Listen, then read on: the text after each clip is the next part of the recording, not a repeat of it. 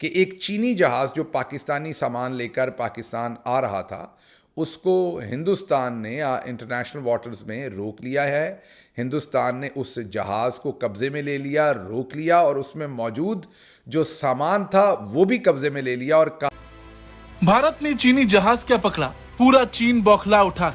हुआ यूं कि मुंबई सुरक्षा एजेंसियों ने चीन से पाकिस्तान के कराची बंदरगाह जा रहे एक जहाज को रोक लिया था। आशंका थी कि इस शिप में वो मटेरियल है जिनका इस्तेमाल परमाणु और बैलिस्टिक मिसाइल प्रोग्राम में किया जा सकता है। और पाकिस्तान ने इतनी क्यों ये फ्रीडम दी हुई है कि जब मर्जी जिसका दिल करता है, इंडिया का दिल करता है, वो कहता है जी हमने आज पाकिस्तान की शिप को पकड़ लिया है, आज पाकिस्तान की कंसाइनमेंट को पकड़ लिया है, आज हमने ये किया है। सो इंटरनेशनल कम्युनिटी को तो बताना ज़रूरी है, लेकिन याद रखें India did it's game. India ने नजसों पे सांप सूंघ गया होगा। क्यों? अब ये जो खुलासा हुआ है, मतलब तुम यार ट्रेड और एड की बातें कर रहे हो, जहदियो, मतलब गलीज गलीज लीचो, और ये तुम्हारा मुल्क क्या कर रहा है ये बता। तीसरी बात यह कि हमें ये मानना होगा कि भारत जो है वो एक पावर हाउस के तौर पर दुनिया में एमर्ज कर रहा है, स्पेशली इस मल्टीपोलर वर्ल्ड के अंदर। और इस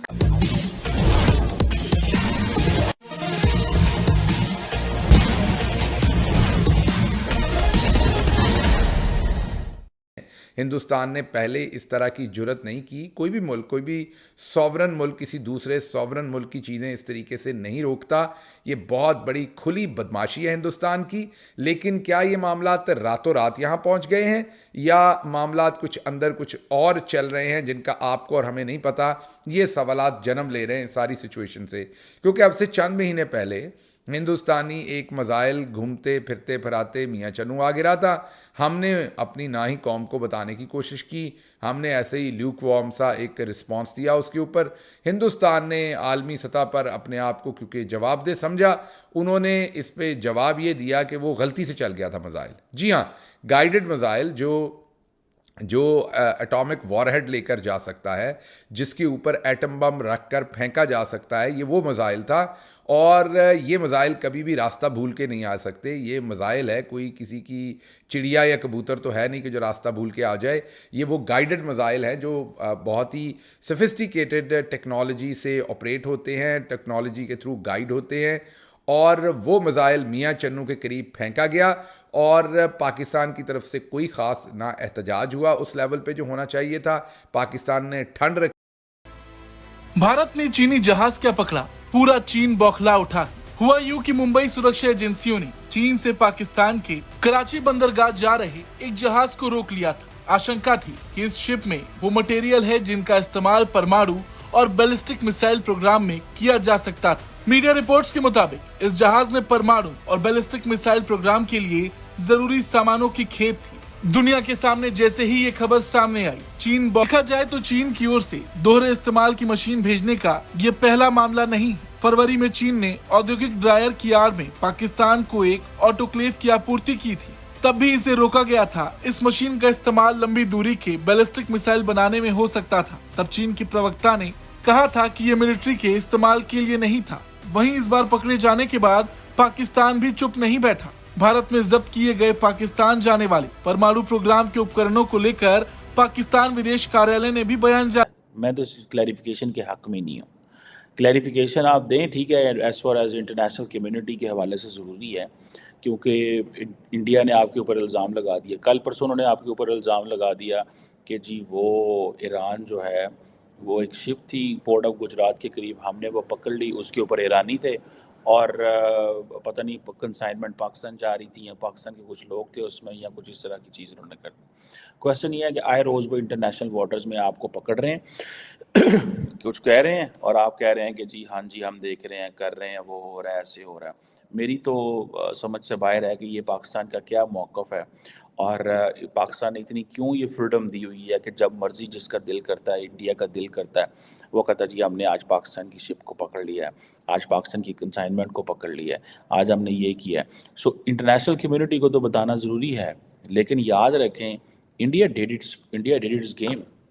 इंडिया ने अपना काम तो कर गया कि उसने इंटरनेशनल ऑडियंस को अलर्ट कर दिया कि जनाब हम आपके इंटरेस्ट को इंडियन ओशन में वॉच कर रहे हैं, हम आपके इंटरेस्ट को इंडियन ओशन में वॉच कर रहे हैं। और याद रखिएगा इंडियन मीडिया जब इस तरह की चीज़ को हाईलाइट करता है, ठीक है, देन वो चीज़ इंटरनेशनल चाइना जो है ये पाकिस्तान की मदद कर रहा है न्यूक्लियर आर्सेनल बनाने में, केमिकल वेपन्स बनाने में, आईसीबीएम जिसे इंटरकॉन्टिनेंटल बैलिस्टिक मिसाइल्स कहते हैं, जिनकी रेंज कहीं कहीं 1000 मील होती है, उसको बनाने में।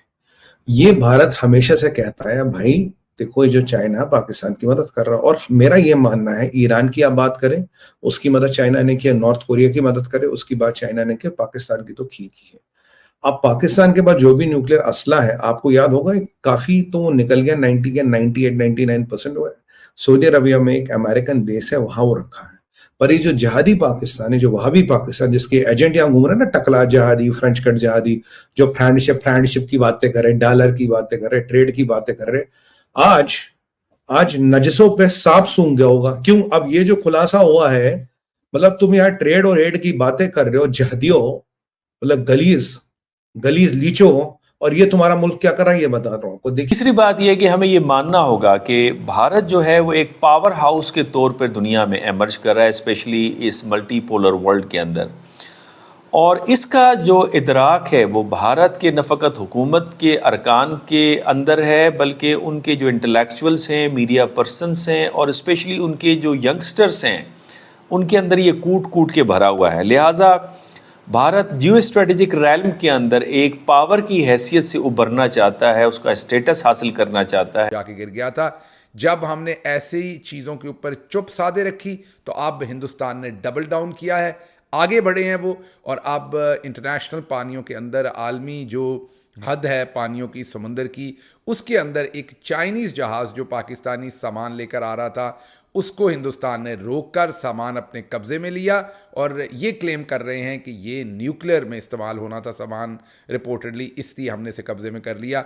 बहुत बड़ी डेवलपमेंट है, हिंदुस्तान की बहुत बड़ी बदमाशी है, लेकिन लग वही रहा है सिचुएशन जो हामिद मीर साहब और नसीम ज़ारा साहबा ने कही थी कि बाजवा साहब ने कहा था कि हम बस सुलह ही करनी है हमने, और हमने कुछ नहीं करना। लेकिन सुलह हमने किस बात पे करनी है, क्या मामला है, क्या ये सारा जो रजीम चेंज और सारा ऑपरेशन है ये पाकिस्तान को हिंदुस्तान के सामने कमज़ोर करने का ही प्लान है?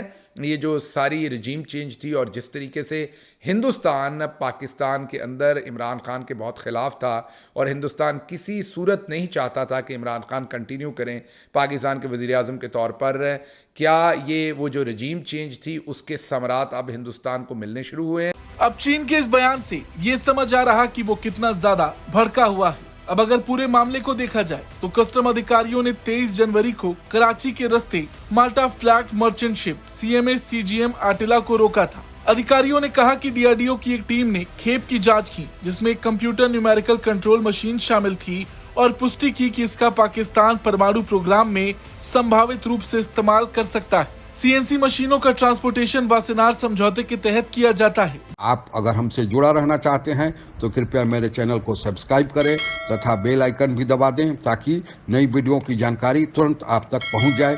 धन्यवाद। जय हिंद।